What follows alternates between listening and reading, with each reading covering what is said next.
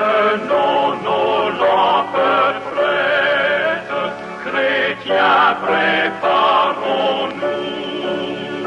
Pour l'heure où les trompettes annonceront l'époux.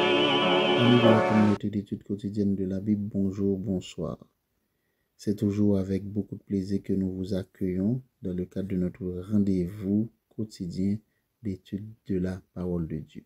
Comme vous le constatez, nous venons de boucler l'étude d'un questionnaire et nous avons le privilège d'aborder un nouveau trimestre, un nouveau questionnaire, un nouveau thème. Et vous et moi, nous allons avoir l'occasion d'explorer ce nouveau questionnaire intitulé Thème dans l'Évangile selon Jean. Thème de l'Évangile selon Jean.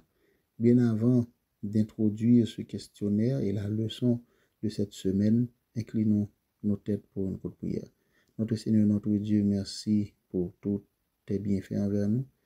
Merci pour toutes tes grâces. Nous allons aborder un nouveau trimestre, un nouveau questionnaire, de nouveaux thèmes que tu renouvelles envers nous, ton amour, ta puissance, au nom de Jésus. Amen. Thème dans l'Évangile selon Jean. C'est un nouveau questionnaire.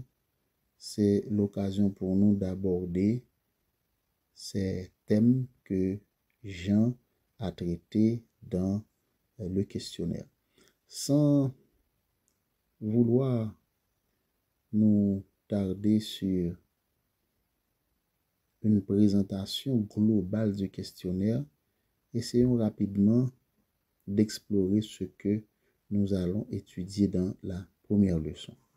Le titre de cette première leçon, c'est « Signe indicateur du chemin ». Signe indicateur du chemin. Au cours de la semaine, nous verrons les sous-titres suivants. Dimanche, les noces de Cana. Lundi, le deuxième signe en Galilée. Mardi, le miracle à la piscine de Bethesda. Mercredi, des cœurs durs. Jeudi, les affirmations de Jésus. Et vendredi, nous aurons notre traditionnelle réflexion avancée.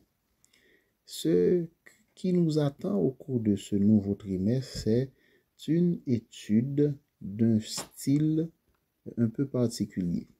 Jean, comme l'un des évangélistes, écrit d'une manière particulière et aborde des thèmes qui n'ont pas été forcément abordés par les trois autres évangiles. En effet, dans l'évangile de Jean, nous aurons à découvrir des histoires qui ne sont racontées que dans son évangile. Nous trouvons aussi beaucoup de dialogues, signe que Jean a un style particulier. Et l'auteur du questionnaire le présente comme étant un artiste, un peintre qui accorde beaucoup d'importance aux détails. Le verset à mémoriser que nous aurons à étudier au cours de la semaine, se trouve dans Jean 20, le verset 30. Il nous dit ce qui suit. Jésus a fait encore, en présence de ses disciples, beaucoup d'autres miracles qui ne sont pas écrits dans ce livre. Mais ces choses ont été écrites afin que vous croyiez que Jésus est le Christ, le Fils de Dieu, et qu'en croyant, vous ayez la vie en son nom. Jean 20, verset 30. Pourquoi Jean avait-il écrit son évangile? Voulait-il mettre l'accent sur les miracles ou sur certains enseignements spécifiques de Jésus? Quel était l'objectif principal de son évangile? Sous la puissance et l'influence du Saint-Esprit, Jean explique la raison d'être de son évangile. Il dit que beaucoup beaucoup plus de choses auraient pu être écrites sur la vie de Christ. Mais il s'est agi plutôt que quelques histoires qu'il a incluses afin que vous croyiez que Jésus est le Christ, le Fils de Dieu, et qu'en croyant, vous ayez la vie en son nom.